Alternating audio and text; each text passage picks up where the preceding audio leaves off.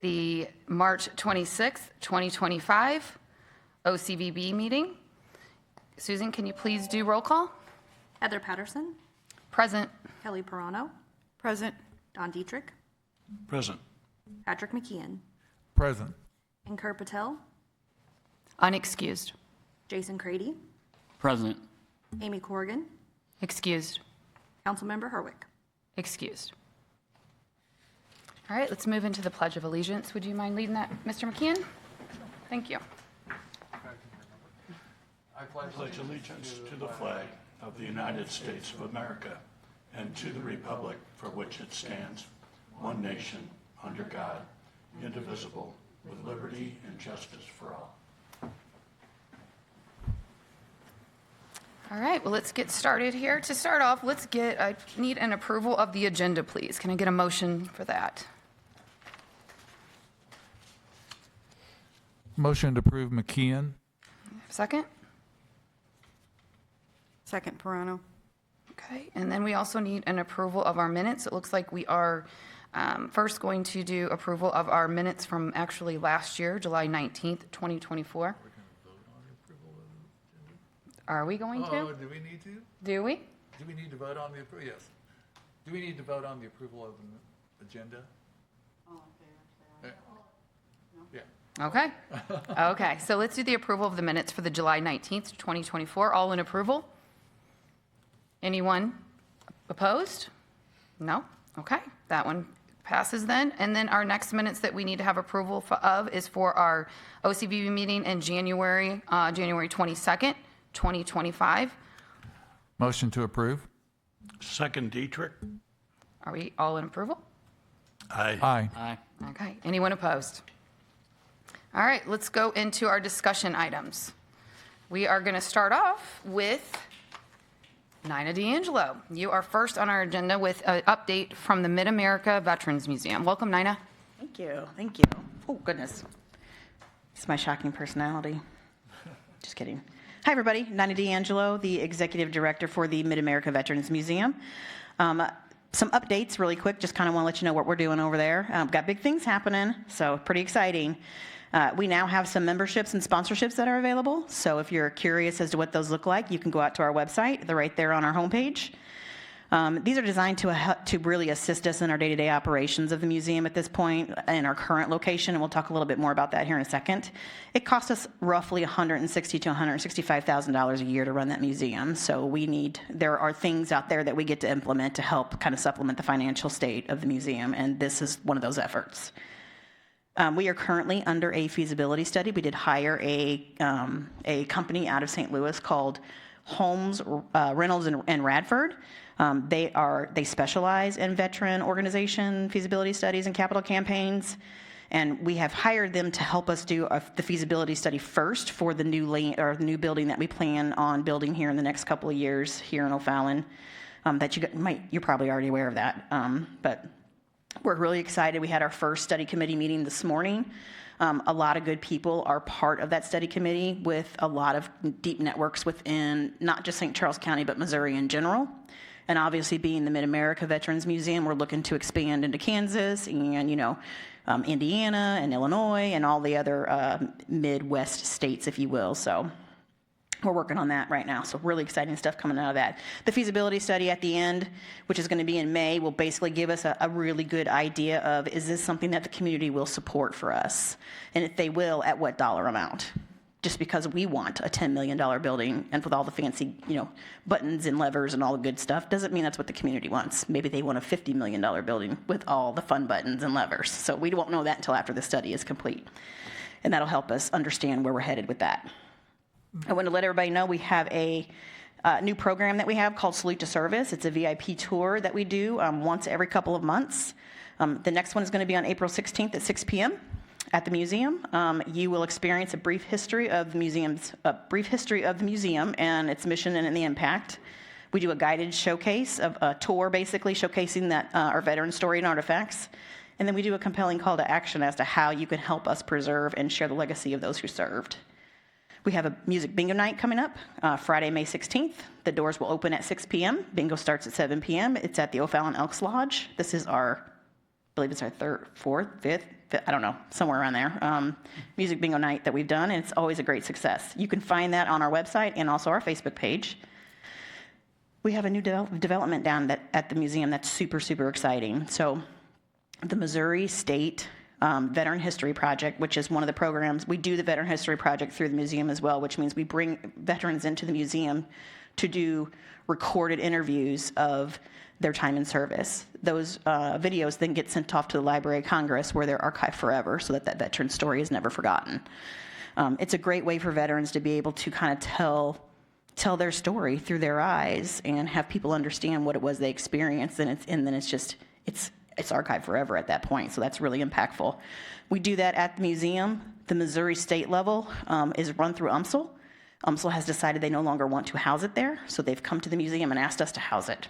So that's pretty exciting. So we will be housing the state level Veteran History Project through the museum. We're still kind of in the process of getting everything moved over, so it's not official yet. Now, what does that involve in terms of physical space or assets or whatever? Yeah, it's a great question.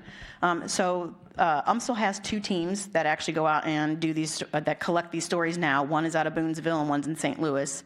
It is run by volunteers as well, and they all have their own video equipment. So this is not going to impact our space at all at this point. The question right now is, right now, the way they do their submission to the Library of Congress is a little bit different from what we do. They submit actually through the Missouri State Historical Society.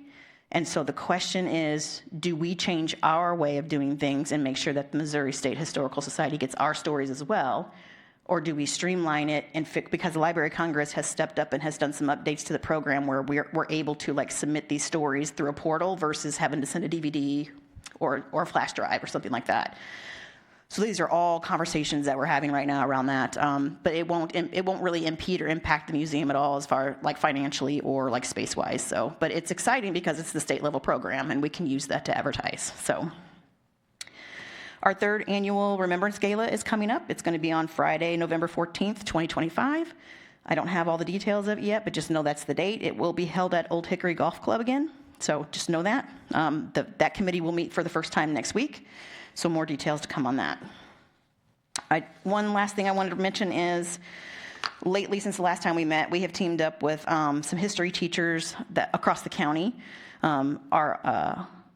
We have offered our facility for professional development opportunities for history teachers to come in and do like a professional development day if they so choose.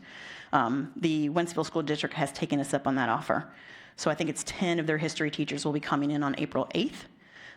We're closed that day to the public, so they're welcome to come use our space to kind of tour the museum, see what we have to offer, and hopefully put us in as part of their curriculum so that we can start getting some of the public school districts into the museum to see what we have to offer. And then we also have had conversations with the Warrenton School District as well, so that's also kind of in the works. But other than that, we're doing really good. Great things are happening at the museum. Big things are coming up. That's what I got. Nice, thank you. Does anyone have any questions for Nina or any comments? You may have said, who's doing your feasibility study? It's a company called Holmes Reynolds in Radford. They're out of St. Louis. They have a great background. So, okay, is that it? Anybody else? Thank you so much. Thank you, Nina. Appreciate you. Appreciate it. Okay, we're now looking to David Schmoll to give us an update for the O'Fallon Hoots. Hoot, hoot. Welcome, David. Let's go. All right. Ooh, there we go. All right, cool. Awesome. Well, thank you very much. I appreciate the opportunity to be able to share some updates of what's going on at CarShield Field. The most pressing thing and the thing coming up soonest is April 19th. We are hosting our second annual Battle of the Badges to benefit the 1078 project in partnership with the St. Louis Clydesdales. One of the members of the St. Louis Clydesdales is the brother of Officer Nathan Spees, and so we're now dedicating another portion of ticket sales to his recovery as well in partnership with 1078 Project, which, again, another O'Fallon-based nonprofit, so very excited about that. Had about 700-ish people that were at the event last year, so we're expecting a larger crowd for this event this year. The next big thing we've got coming up is our the American Midwest Conference Tournament, which is a collegiate baseball tournament that'll be at the ballpark starting on the 29th of April. Goes through May 3rd. Brings in teams from across the Midwest that'll stay, eat, and play here in O'Fallon, which is super exciting.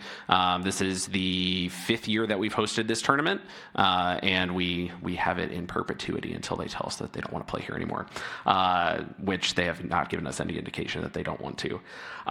We also recently announced our first Food Truck Frenzy, which is in the opening weekend of our First Form Collegiate League, which is our own in-house collegiate baseball league. So bringing in food trucks, it'll be a free event to everyone in the public to be able to come out, enjoy some food trucks, enjoy some baseball, and what we are calling our opening of baseball in O'Fallon weekend.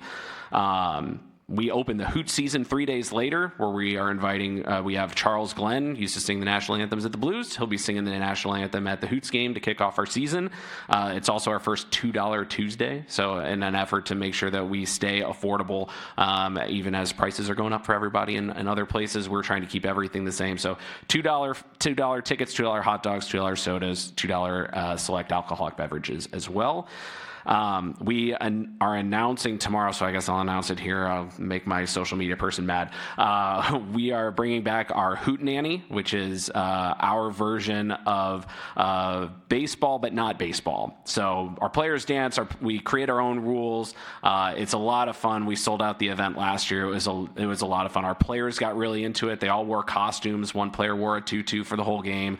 Ran around the stadium interviewing fans. It was a blast. And then our last big event that's already been announced, but I'm really excited about it. It's our first foray into concerts with our Tacos and Tequila Festival. T.I. and Lil Jon are headlining that event. It should be a lot of fun. Has had great success for the past 5 years in other markets, and really excited to bring it to O'Fallon. So tickets are on sale, sponsorships are available. We're always looking for host families as we bring in players from out of town to stay locally. And then one big thing that we have coming up that's going to hopefully start to set us apart as a facility is the installation of YakkerTech software. Which will be really big in the data analytics field of baseball. So being able to provide players that come in data that they'll be able to take back to their coaches and say, hey, this is how well I did playing summer ball at Carshield Field. So everything that they're talking about is way over my head, but these are data points that the baseball players are really looking for. So I'm hopeful and excited about new announcements that we'll be able to have over the course of the next month. I'm excited to be able to keep you guys in the loop of what we've got going on. A lot. What are the dates on the Hoot Nanny and the Tacos and Tequila, which is my favorite? First of all, I love the way you said Hoot Nanny, so that's a big shout out to you, Patrick. June 26th. I'm thinking six-shooters, and we'll celebrate this big time. You got so fired up, you got off your microphone. June 22nd is the Hoot Nanny, and Tacos and Tequila is August 16th. Thank you. Mm-hmm. Okay. Does anybody else have any questions or comments for David? No? That sounds exciting, though. Uh-huh. Yeah. Awesome. Absolutely. Thank you, Thank you, guys. David. Thank you. All right. I don't think that Mike is in attendance today to give us an update for the Rush Sports Park. So hopefully at our next meeting, we'll be able to hear from him. We'll move into our next point on our agenda, which is an update. Actually, it's a new subject, which is the O'Fallon Theater Works renovation. And Jennifer is going to share that information with us. Hi, Jennifer. Hello. How is everybody today? Good. Good. Going to bring this up, so if you would just give me a moment. Okay. So we have some great news regarding the O'Fallon Theater Works. We have really had some momentum over this past year. Wanted to share some information, a little bit of education at the same time, and hoping to be able to present to you the future of where we would like to go with O'Fallon Theater Works. For 2025, we do have our lineup already presented and out in public view. Our first one has been completed, which is the complete works of William Shakespeare, and we are already moving into 6, the musical, which is the teen edition. Then we'll run into a fall and then, of course, another holiday production coming up at the end of the year. First, I want to kind of speak about what I was saying before, where we're looking at the future and what those investments are going to look like. Well, that's not what I wanted. It was doing. Okay. So I wanted to bring to your awareness some of the theater communities that are within our area. And those communities would include St. Peter's, the Kirkwood Performing Arts Center, the Rhyme Theater in Kirkwood, and the Clayton Community Theater. This next slide gives you a little bit of an overview of what those theaters look like. What O'Fallon is currently utilizing is our space on the second floor, which is the original gymnasium to this building. The blue colored seats that you see there, that is the Performing Arts Center that is in Kirkwood, and then the Rhyme, and then also the, I want to say it's Stages, that is located in St. Peter's at the lower right-hand side. And a little bit about the background as far as what O'Fallon Theater Works is. O'Fallon Theater Works, otherwise known as OTW, because our group shortens down everything HFF, COL, so we thought we would just continue. So OTW was formed back in 2001 and has been performing within the original configurations of the school gymnasium, like I was saying, prior to the City of O'Fallon taking the ownership of it. At the late end of last year in 2024, it was dedicated to become just a space used for theatrical or auditorium style uses versus including other general uses. The last improvement that was done in that space was back in 2000, and that was for asbestos removal and treatment. You heard me mention a little bit about the growth and the traction. Just a quick little snapshot from 2022, 23, and 24. Like I was saying, we have had quite a bit of traction this past season. And in this bar graph, it will reflect where we are now, which is in the green. The blue was in 22, that medium green color was what we were making in 23, and those are all in numbers, concession sales and ticket sales. And then the tall bar graph is what we did. Of course, it does include a fourth play, but you will see that Scrooge, the fourth play, made more than both 22, the entire 22 and entire 23 productions. So Mean Girls was another one of our top performers, and as you can see there, that made a little over $13,000, and Scrooge made $18,500. So the revenue impact was significant as far as the drive for people coming in to see these performances. What we did do last year is we did add in that holiday play, which was extremely beneficial. We started using credit card for our concession acceptance instead of strictly just cash. We did add in tiered seating, which was part of an improvement that was help funded by the OCVB. And then the Renaud Center programming, they started a Dine and Discover. So what that was is people with their tickets for an additional fee, they would get a meal included prior to the show. That meal was hosted in our multipurpose room. The characters from the play themselves, or the cast members, they came down, they kind of did a little bit of a walk around, little meet and greet, and had signed the programs or the playbills that were provided to the play. So it was just a little extra something special that did sell out. It was very well received. We're doing that again this year as well. Another fun fact was 74% of the ticket sales for Scrooge were new to coming in to view any of our plays before. Now, I can give that data strictly based on our ticketing system, which we had been using for a few seasons now. So that may be skewed a little bit, but that is recordable data that we actually have on hand. So when it comes to future growth, we really hope to see season tickets, getting those bundled together, getting assigned seating, and then also creating that holiday bundle. So we did have this past year a family group come in, and they did the Sunday matinee, and then they rented an entire trolley, which seats 30 people, and then they took it through Celebration of Lights after they completed the matinee. So they made it an all-in, inclusive bundle. So we offer a lot of holiday happenings here through the city, so we would like to go ahead and get those kind of all tied up in a bow to go ahead and get those rolled out.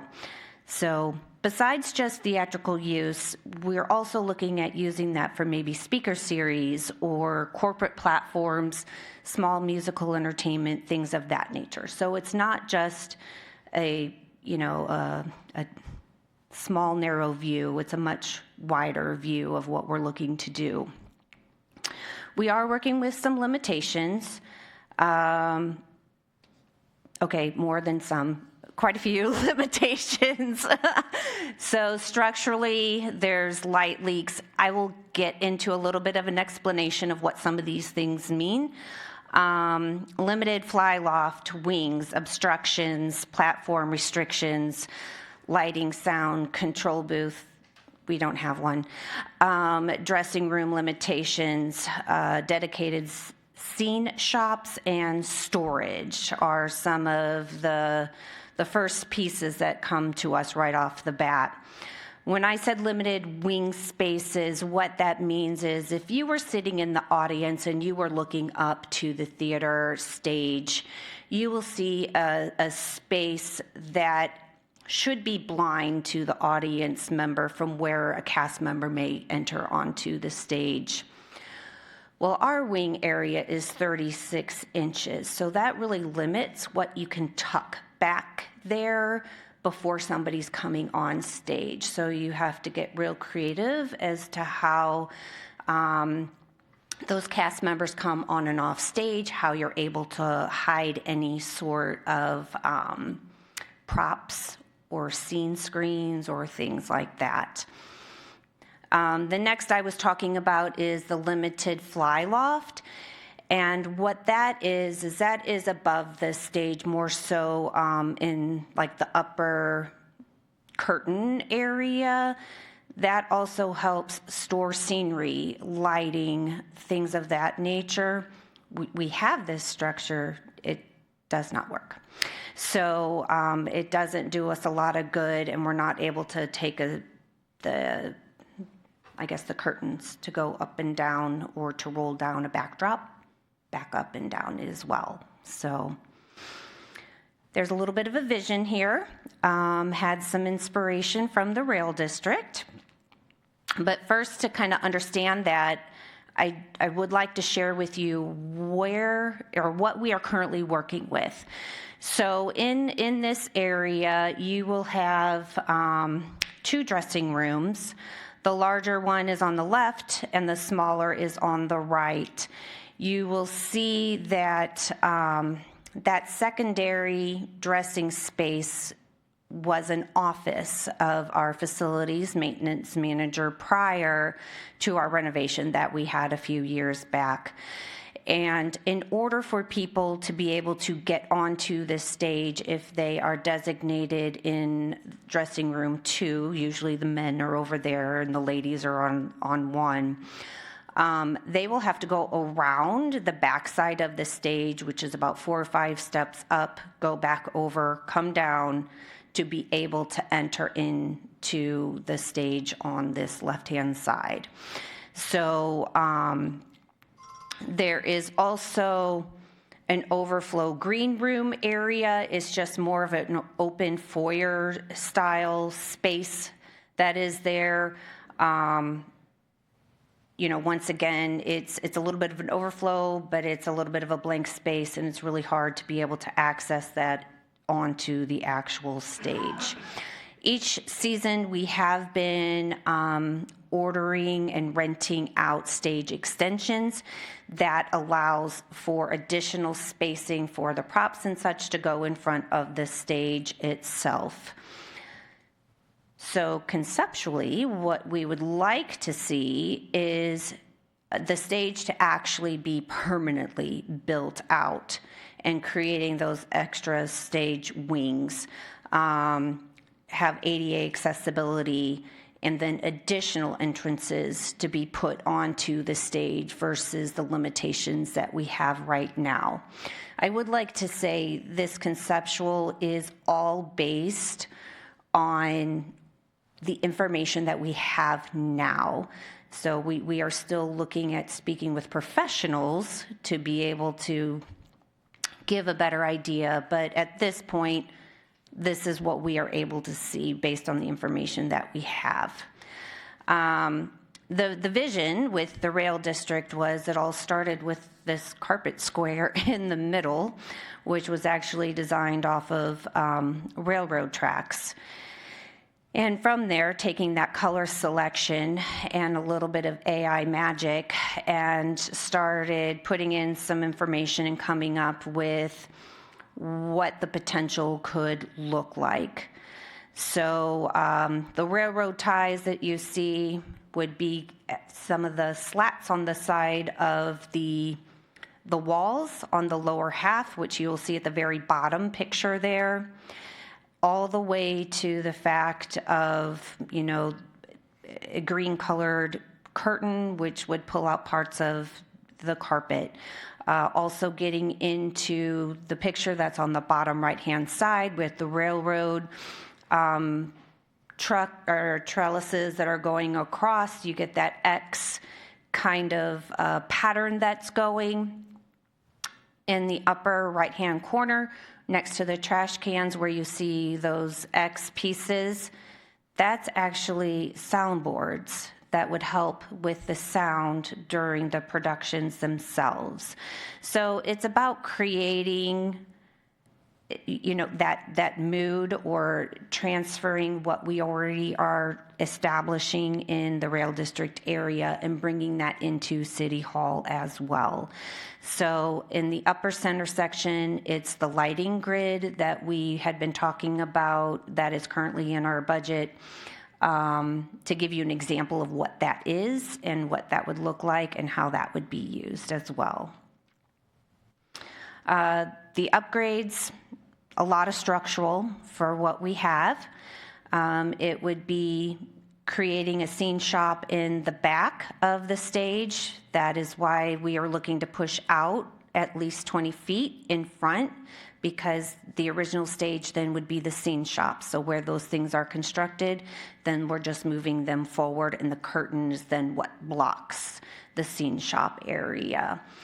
Removal of the original scoreboard and basketball hoops, creating that ADA accessibility, storage, upgrading the dressing rooms.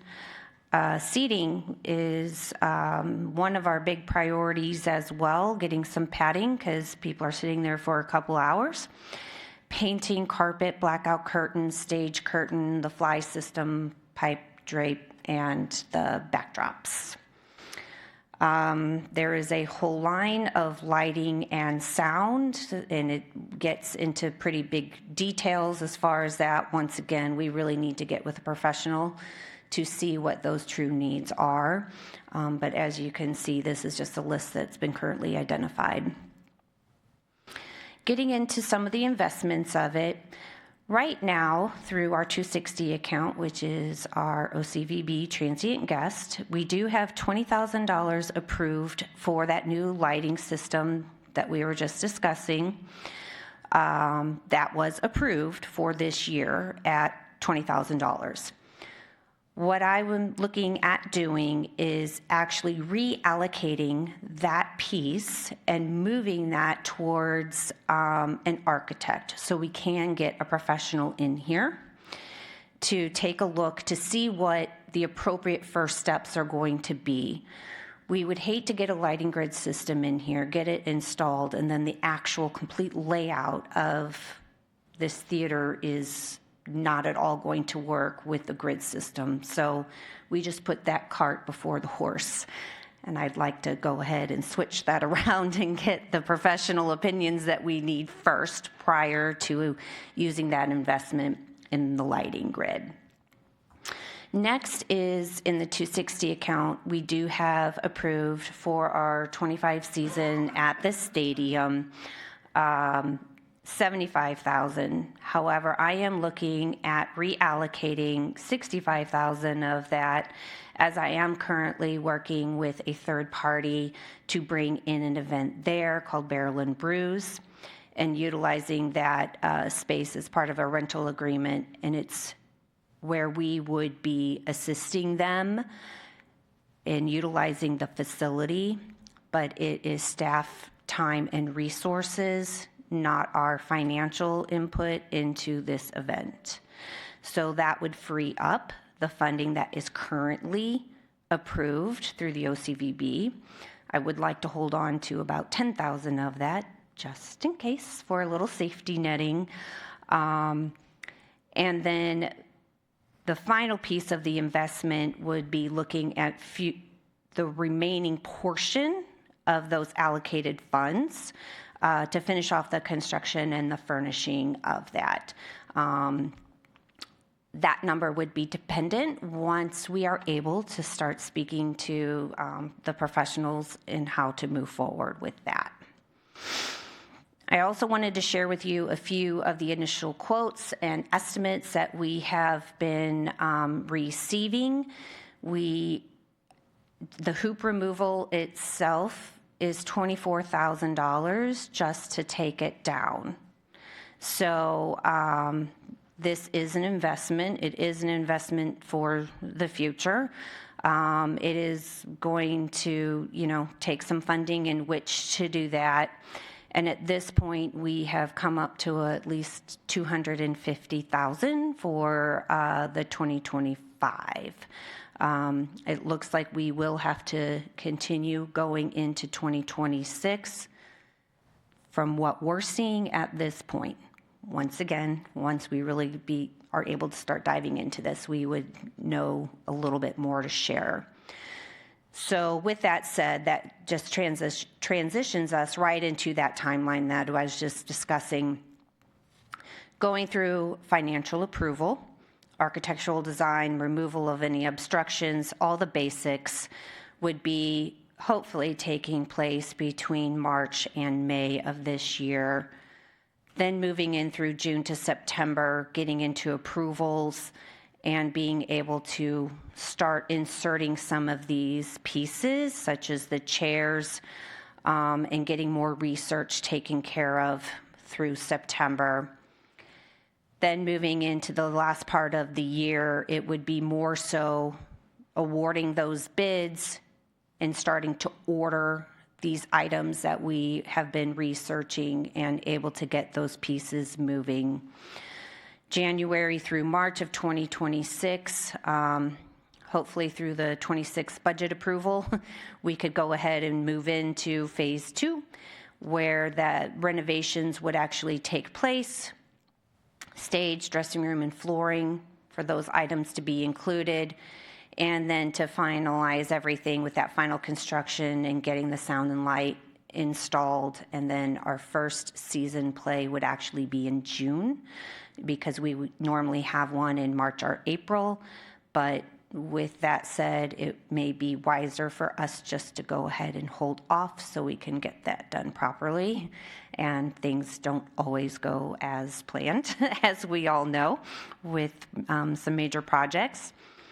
So I do want to give credit to Chris Lanham. He has been a long time volunteer for O'Fallon Theater Works, and he is the one who provided some of this technical detail and then all of the graphic pieces that you saw. So I want to make sure that he does receive that. And of course, if there's any questions related to this, I would be happy to answer that now. Yeah, go ahead. Yeah, I've got a couple, Jennifer. Sure. Thank you so much. That was a lovely presentation, and it's pretty exciting. And I can see where that project belongs on our desk for help with funding. But the first question I had, has the Cultural Arts Commission reviewed the project, the planning? Have they been involved at all? So we have a meeting with them next week. So you all were able to see this first prior to us presenting it to them next. So their schedule is more limited to just 6 meetings a year. And so we've had one so far, and our next one is coming up next Wednesday. Gotcha. So you ran it by us for a trial run. So, yeah, I'm practicing. Very good. And then the theater, what I'm gathering is that the theater production will be shut down throughout all of the construction. Yeah, so like I was showing in that timeline, some things can be implemented potentially in between each production. We may be able to go ahead and get all of those basketball hoops removed and things of that nature in between one production to the other. The timeline of that particular project itself is about 2 weeks. So with timing and planning, we feel that we would be able to do that. Little things such as chairs, which isn't really that little, but it's something that's portable. We can go ahead and get that in there and get that seating established for those guests. So there's little bits and pieces, even potentially the painting, as long as it makes sense with the overall design of what's going on, that might be another piece that we can go ahead and potentially do. We won't know that until we speak with the architect that gives us, the correct order of operations on how we would be able to do that. So our last Christmas production is the second weekend of December.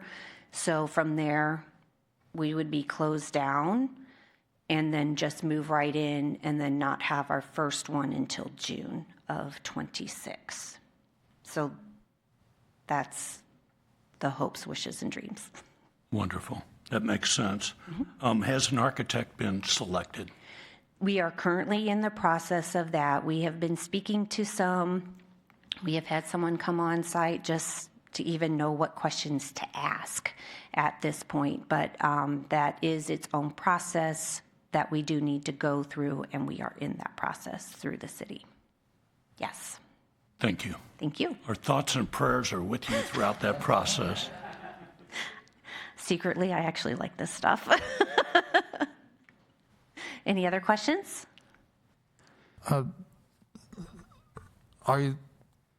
Two-part question. Are you making a formal request of this group in terms of reallocating monies that we've in our budget for this year plus some additional funding? That is correct. Do you have an idea as to what that additional funding amount is? It would come up to, I want to say it was around another 190,000, so a total all-in of 250. Because there's already 20 allocated, the 65, and then the remaining difference between that and 250,000. Is that full 250,000, the remaining balance, in addition to what is already allocated there, is that remaining balance all going to be expended within this calendar year? If it is not due to the way we go through our bidding process, but things are selected, it would then be put into purchase orders. So that would then hold it over to the following year. But if there's still pieces of this project that are incomplete, based on the 250,000, that would also be requested during the 2026 budget process in the fall. This is, I think you said earlier, this amount of money that we're talking about now, this is the phase one, right? Yes. Do you have some ideas what phase two might cost?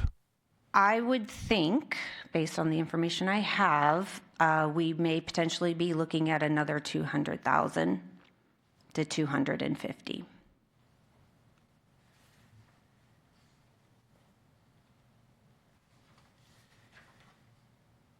Breathe, Patrick. It's okay. Thank you for reminding me. This, in my 8+ years on this commission, we've never had a request of this amount before. And so kind of in a not in the budget process, right? So, this is something for us to think about, definitely. Okay. And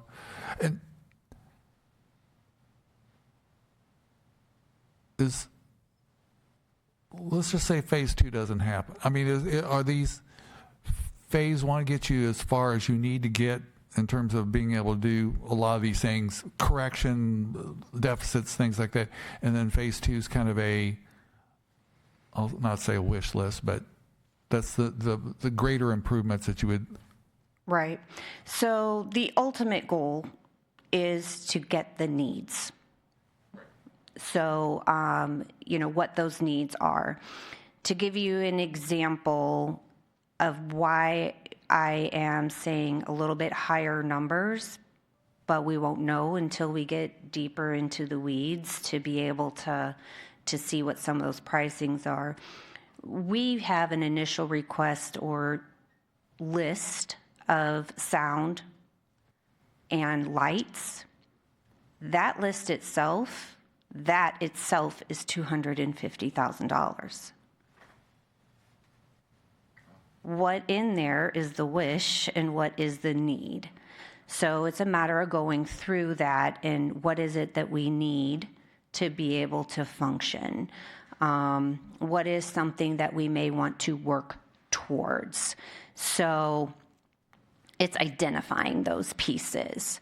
And once we know a little bit more, we'll be able to answer those questions. So, this is something new for all of us. And as you do something new, the more you keep digging, the more you keep finding, and the more questions you start asking. So, like in the, I showed what some of those initial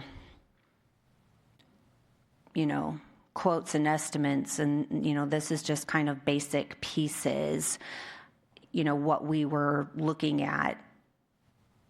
That's kind of where we're standing. So, Can I ask you a question about yes. the math there? Do all those numbers add up to $250,000, but does not include the construction costs, or is that $250,000? Yeah, so it does not add up to 250,000, and that's why I was saying the construction costs are, to be determined. It's less than that, but I mean, it's construction. So, do we need to have a concession cart this first go around? Not necessarily. Would it be nice to help tie everything in? Yes. These were some brainstorming ideas, but the rest of these pieces are definite a need to be able to bring that space in. And if you would like to have a tour of the theater area at the conclusion of the meeting today, I would be happy to do that too as well if you're not familiar with that space. So just wanted to offer that up as well. I would be interested in checking it out. Absolutely. Absolutely. One of the things that you and I have kind of discussed offline is space, the opportunity to do other things in that space, and you brought it up in your presentation, and I appreciate that. The funding for OCVB comes through hotel. Correct. And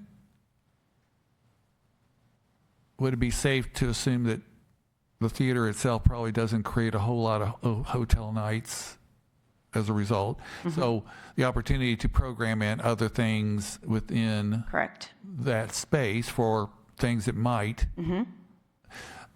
just seeking an assurance that there is space and time within that your programming to be able to do something like that. Right. So once again, it's planning and looking at that timeline and being able to space those pieces out, because there is downtime in between one production to the next. It's also getting creative as to how to use that space on that timeline.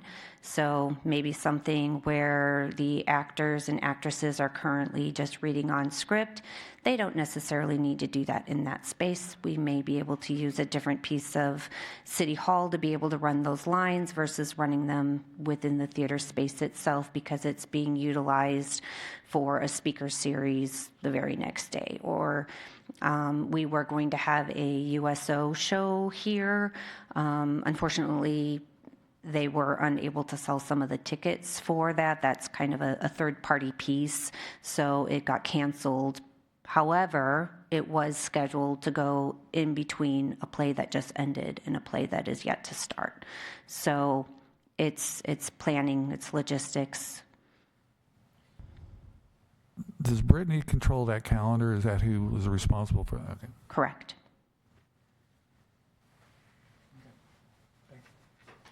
Yes, ma'am. I have a few questions. Sure. How many seats do we currently have? What's our maximum capacity right now? So it would be, we're looking at 300 to 325 seats is what we are looking at. What do we have now? What can Well, we do we now? can make it whatever we want right now because we have more seats than that. So I'm trying to figure out how many more seats are we going to get for this investment? Okay, currently we utilize around 250, but we can get 50 to 75 more. And so with the renovation, we'll be able to go to like maybe 350. Closer to 300 to 325. And so currently right now with that tiered seating that we invested in, we cannot continue building out. There's a whole nother section that goes on either side of it, but we can't build it because we don't have the space due to the pipe and drape that is up there right now.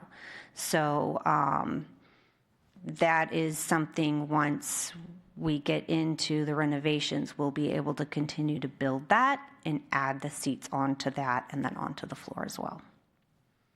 How many seats does the St. Peter's and Kirkwood and all of those theaters have? Good question. I do not have that off the top of my head, but I can get back to you on that. Looks like probably a lot more than 300. Yes. It is the Kirkwood. I personally have toured the Kirkwood myself. However, I don't have a count on that, but that facility is much, much, much larger than ours. One more financial Yes. question. So I saw that the revenues went up. That's great. And don't get me wrong, I would love for this to expand. I just don't know if we have a room to expand enough. So with the diner and the theater, that increased our revenues. How much did it increase our expenses also? What's our net gain? And I know you probably don't have that number, but I'm just, Right. that would be something I'd be interested in seeing. Yes. How much are we going to recuperate and how fast can we reinvest into it? Right. So I can get that information from Darcy. That was her programming. So I do know that, in order for her to run the program, it does have to exceed the expenses. But I have one I understand last what you're saying. When we have the architect come and look at it, is this the best place? Are we trying to make something fit here that maybe we have other options? Have we looked at other options, other locations that will allow us to grow bigger? I cannot say that we have looked at other options. We're looking at the current space in which we've been utilizing.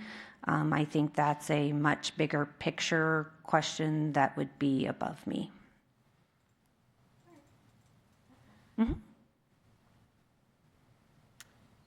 Does Does anybody else have any questions for Jennifer or comments? And we will. Great. Here's the person above me. Sorry, I'm Tom Drabell. I'm the Deputy City Administrator. And just to address Kelly's question, there is another piece that we were looking at. And that was, there was talk a couple years ago that we were going to get the chapel next door. And we all had it in our mind that that chapel could be a really nice theater in the round, although it would be much smaller, but it'd be a real pretty space to do it in. Unfortunately, we're not going to get the theater. It's off the table for us.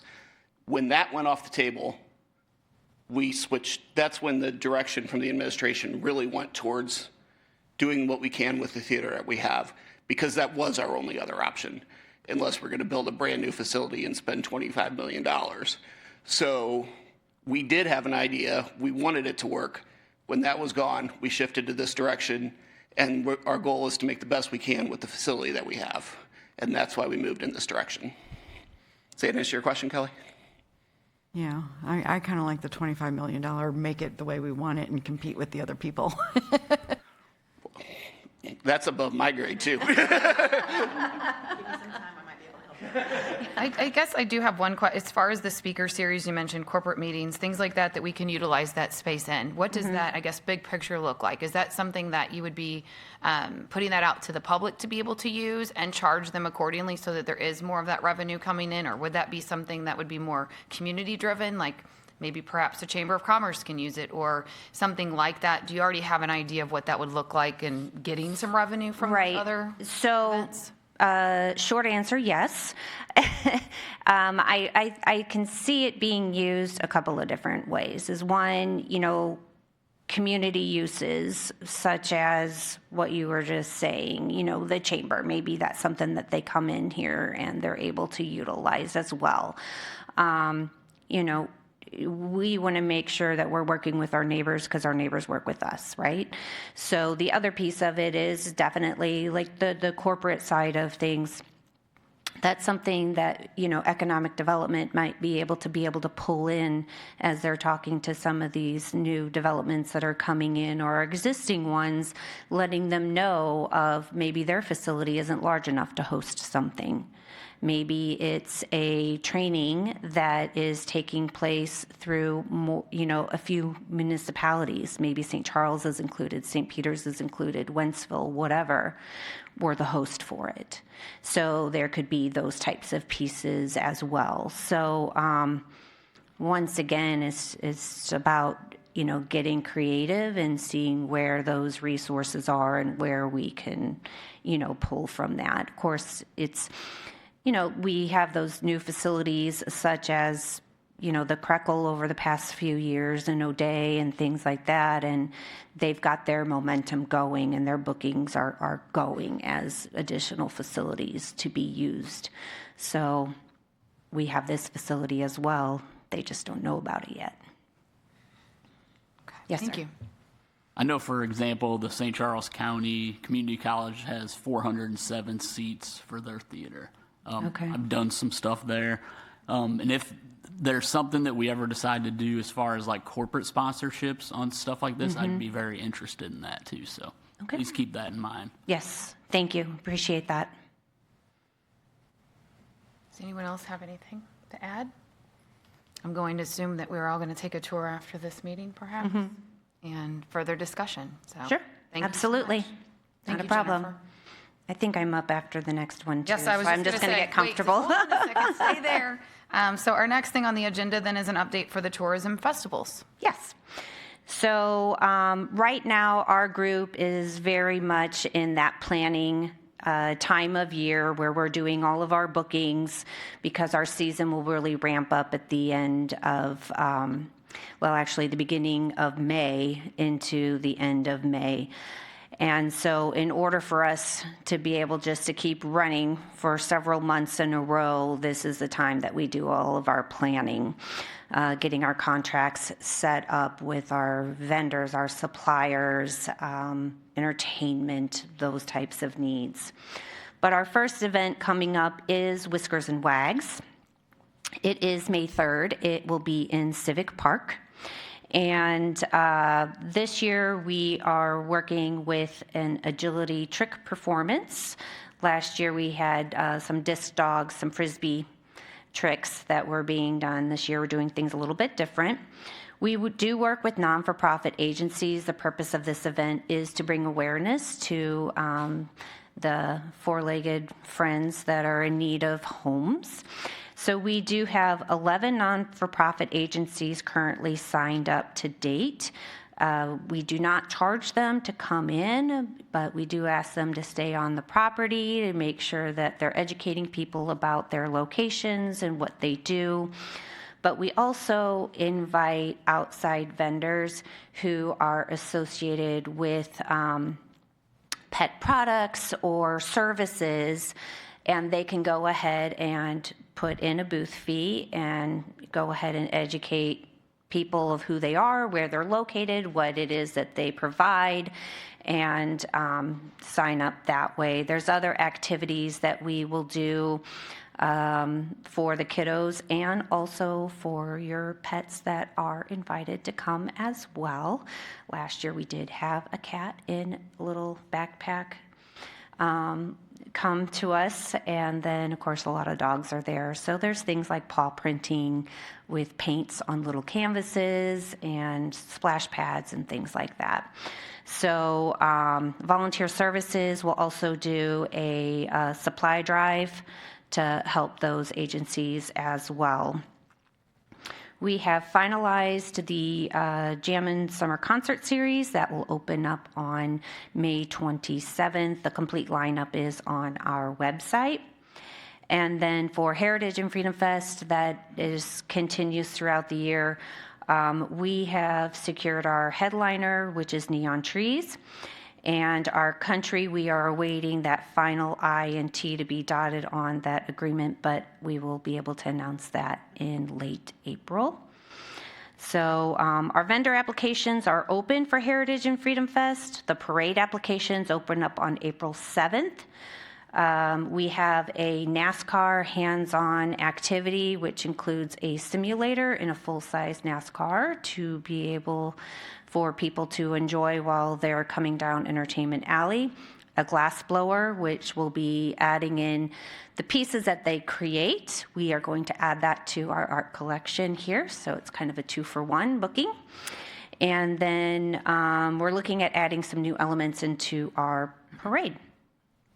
So with that, I would be happy to answer any questions related to tourism and festivals. Anybody have any questions or concerns? No? Stay right there, because now you're next. You're going to get me again. Yeah, exactly. Next up is the Cultural Arts Commission. Yes, so today I'll be playing the part of Brittany. Unfortunately, she is out under the weather for the past few days. This is going to be short and sweet. We just finished up our production, our very first production, which was the Shakespeare one. And that took place a week ago, so it was back-to-back weekends for that. We had, and I was bringing up the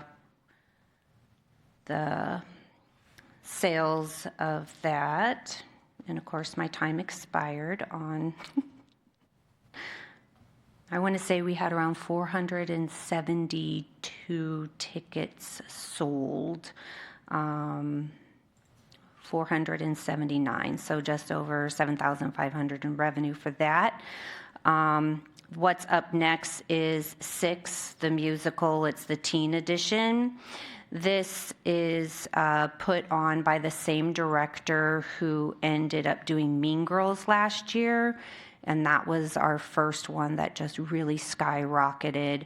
A lot of the cast from last year, they were just asked, if you could do anything, what would you like to do? And a lot of the cast members mentioned this particular production, so I know there's a lot of momentum on this one as well. The tickets are on sale currently, and the production dates for this is the 1st and 2nd weekend of June. So June 6th, 7th, and 8th, and then 13, 14, and 15. Okay, thank you. Is there any questions or concerns or comments on that? Nothing? Okay, thank you, Jennifer. Okay, Appreciate thank it. you. Appreciate it. All right, next up, we're going to hear on the Ozzie Smith Sports Complex upgrades. Hello there, Bill. Hello. Welcome. Sorry, Bill. Mine up too. You want to just stay here? No, I've been up here Actually, for got me a enough. little nervous on his last comments. That's all you, brother. Thank you.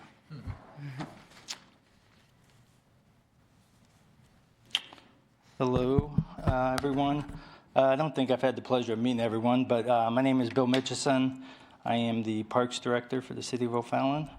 And this evening, or this afternoon, I want to just discuss some challenges that we're having up at Ozzie and some upgrades that we're potentially looking at. And hopefully with the help from this board, we can make that happen. So just to do a quick overview, Ozzie was opened in 1999, has 7 ball fields, 4-plex and a 3-plex, and a concession stand and a restroom.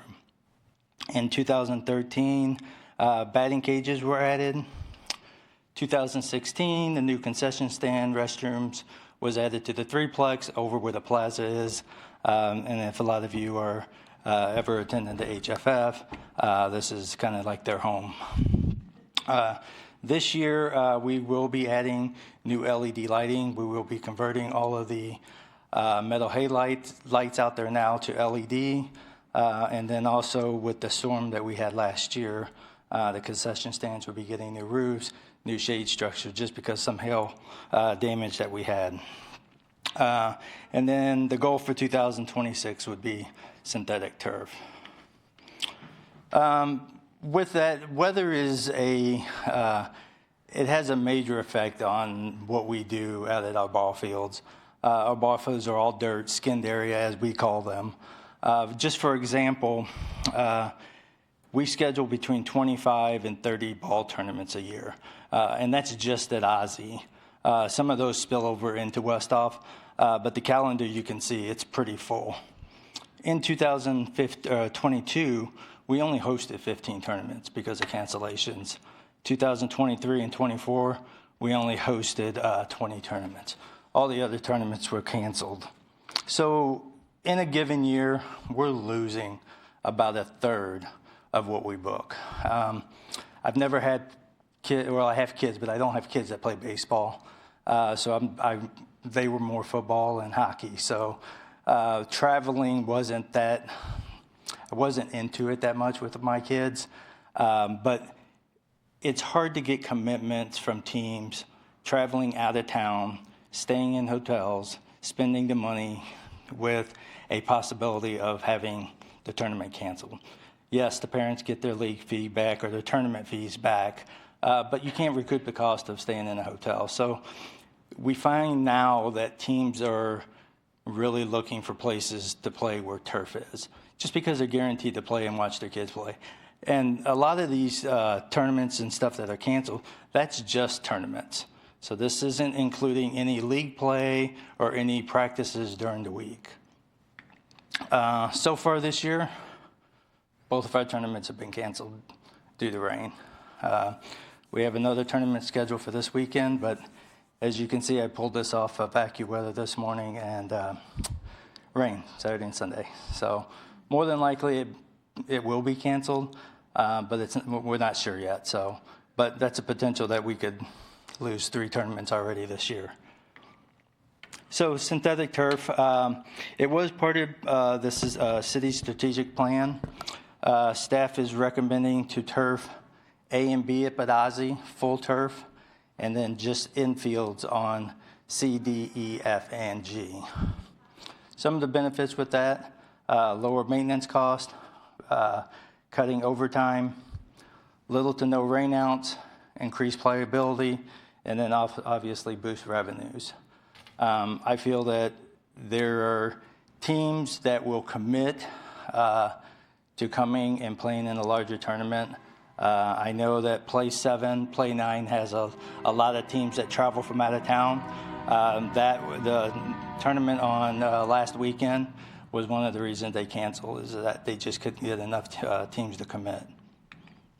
So with that, if we choose to go with synthetic turf by next year, I will be seeking council approval in awarding the contract in April and May, design June, July, mobilization and construction starting in October of this year, and with a final completion of March 26 before the 26 season kicks off. So with that, the big ask is how much all this cost. So the design, construction, equipment for the turf at Ozzie is $4.1 million. $1.5 million would be bonded through the recreation fund. $2.3 million will be utilizing general funds revenue or reserves. And the ask today would be $300,000 from the transient guest tax reserve.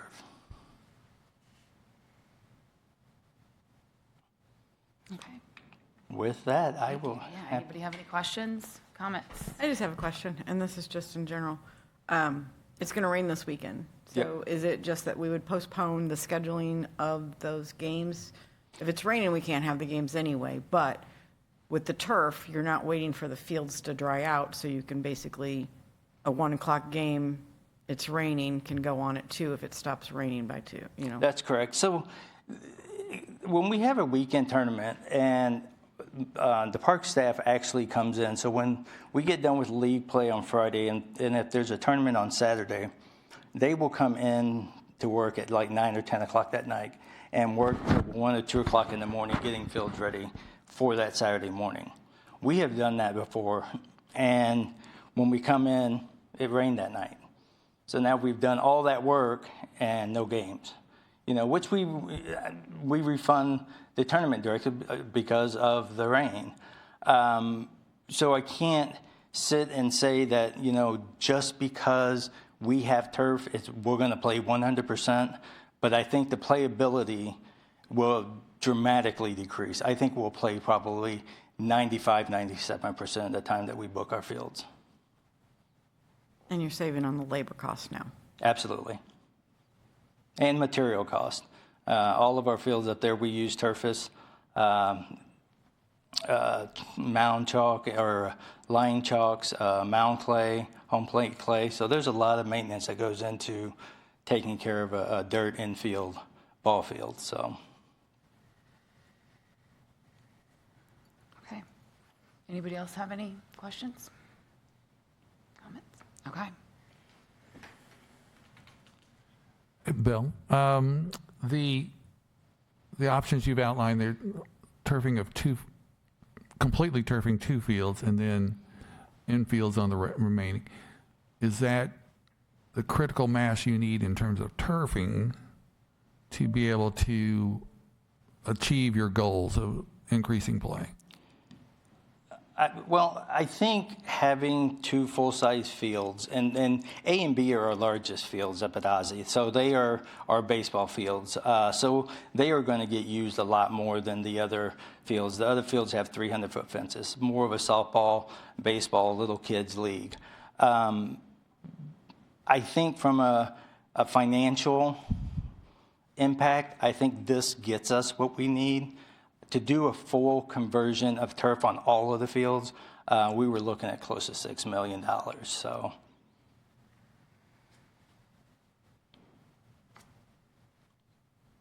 Question.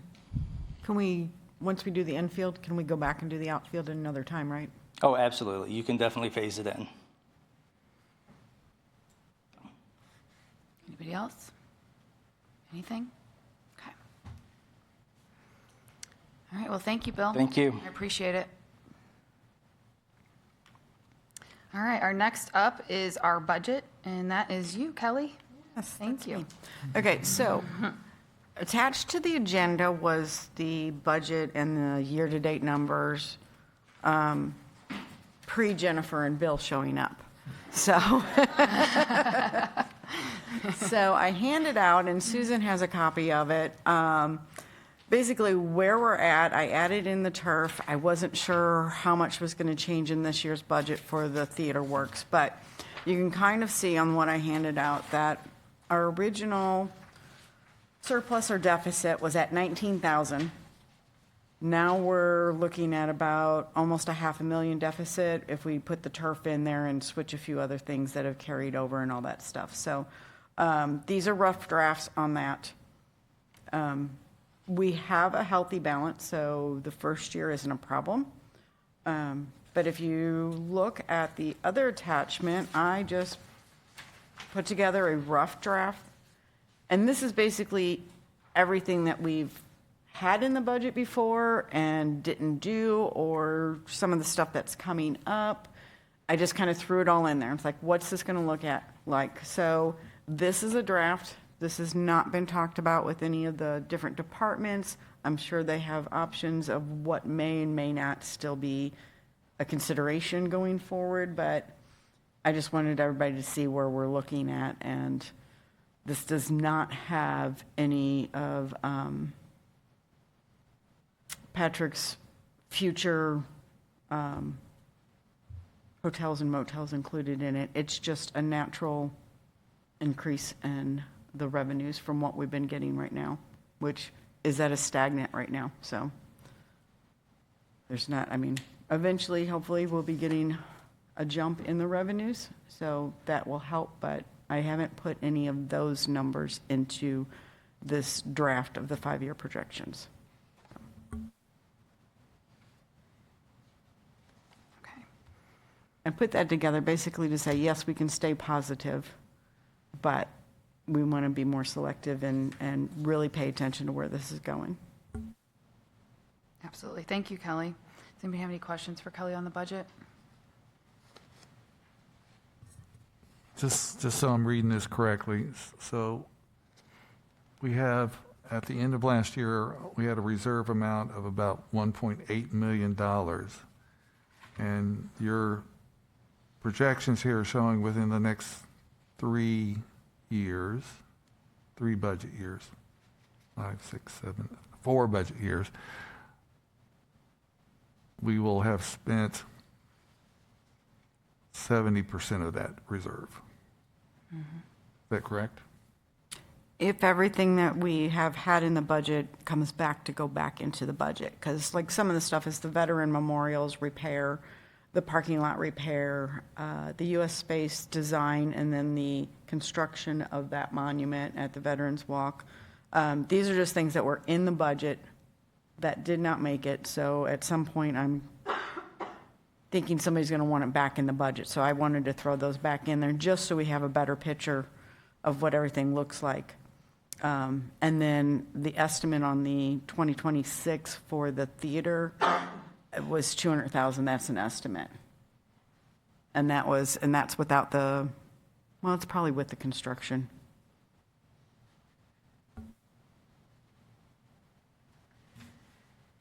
Okay. All right. Thank you, Kelly. Anybody have any? Nothing? Good. All right. So then we'll move on to our next line item, which is the 5 ideas. That was something I was kind of spearheading. We were able to meet as a subcommittee a couple weeks ago. I want to thank Don and Kelly and Patrick for joining me and being able to discuss those ideas. We're still moving along, discussing those and seeing how not only that we can maybe create some new things here in the community that will drive those dollars, but also how we can take events that we already are currently having and just really amp those up, and how we can collaborate with others in the community, but also how can we expose what we're doing in our events, really market those properly in the community, looking at our marketing a lot closer and seeing what maybe we could do there. So just want to thank you guys for participating in those. We'll just keep moving along and hopefully have another subcommittee here soon to be able to discuss even more. And it's been going great, so thank you so much. Patrick? Madam Chair. Yes. I believe we have a little bit of unfinished business here regarding these requests we've just received. And so I would like to, if it's okay with you, maybe address those now. Absolutely. I see it, and those in the audience maybe correct me if I get this wrong, but I see we have 3 separate requests. We have the reprogramming of $85,000 that's presently in our budget now that was going to be spent for a special event and lighting grid that Jennifer would like to use for an architect and some initial purchases, which in my mind, is reasonable. In addition to that, I believe, I think she said maybe additionally another $165,000 in this budget year to supplement that $85,000 to provide to her $250,000 total for the O'Fallon Theater Works renovations. The third request that we have received here today is a new allocation of $300,000 to pay a portion, a minor amount, of the total turfing, $4.1 million turfing project for Ozzie Smith. And I'm happy to take any other comments or about that, but prepared to make a motion to that effect if how you would like to proceed. Okay, we'd like to proceed then with a vote on what we motion to, let's vote on the first, I would say, the very first one, 85,000. Anyone else have any comments regarding this? Okay, I'm gonna do this in 3 separate motions then. Okay. I would like the first motion that we reallocate $85,000 from those 2 line items. I don't know where it's going, Kelly. In the Jennifer Fund. Take care of it. So go to the Jennifer Fund for the purposes of hiring an architect, professional services, and potentially maintenance and repair. Yes, Okay, I will. So moved. so moved. All right, all in favor? I Oh, I need a what? I yes, will second the budget Thank you. amendment. Or the Thank budget, yeah, the amend your budget amendment to move some of the money from the special events into a professional fee for that and to put some into, equipment cost. So I'll take that 85,000 that's currently in here and reallocate it as Jennifer wishes. So yes, I second that motion. Thank you. All in favor? Aye. Aye. Anyone opposed?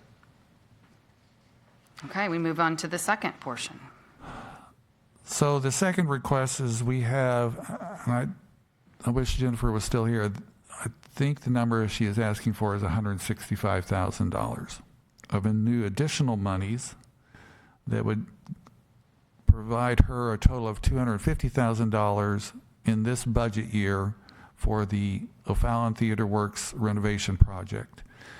And so I make a motion to approve setting aside a new $165,000 for the O'Fallon Theater Works. Second. Second, okay. All in favor? Aye. Aye. Anyone opposed? Okay, thank you. Motion's passed. Now we'll move on to our third line item with the turf. I would like to make a third motion here in regards to the request that we allocate in new monies $300,000 to help pay for a portion of the turfing of the Ozzie Smith fields. Money's taken from this calendar year. I make this motion with the stipulation or the condition that this committee, we need to sit down and have a full discussion about long-term allocation of monies. We have seen over a number of years now, Heritage and Freedom Fest costs continue to go up. Maintenance of Carshill Field continue to go up. And as Kelly has just explained to all of us, our revenues are stagnant. And so, I mean, to oversee the potential loss of 90% of our revenues over the next 5 years, I think we need as a group, have a better idea as to how these things are handled.